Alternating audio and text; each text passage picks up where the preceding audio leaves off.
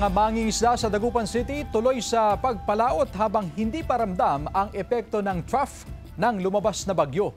Narito ang report. Kagagaling lang sa laot ang bangka ni Mang Noel kaya pahinga muna siya ng ilang araw. Kahit papaano, bumabalik na raw sa normal ang kanilang huli simula noong humagupit ang sunod-sunod na bagyo noong nakaraang buwan. Mayroon katamtaman lang kasi sa buhay po ngayon, mahirap na makahuli ng isda sa laot. Mayroon ng iba, pero yung iba, kunti rin. Pang tamang-tama lang sa pampamilya.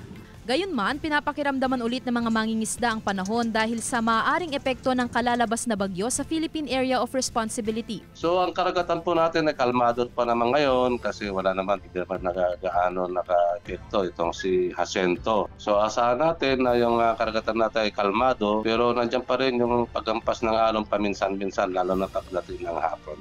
Nauna nang inabiso ng Pag-asa ang posibilidad ng gale warning ngayong weekend dahil sa sumasamang taya ng panahon.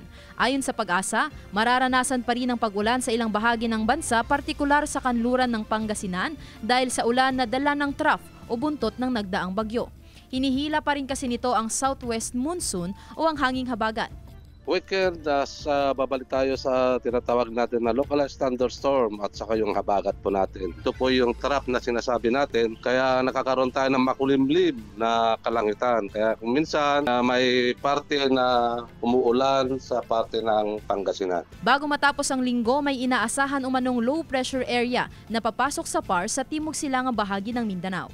Kasama si Jing Dakanay, Sandy Salvacio, One North, Central Luzon.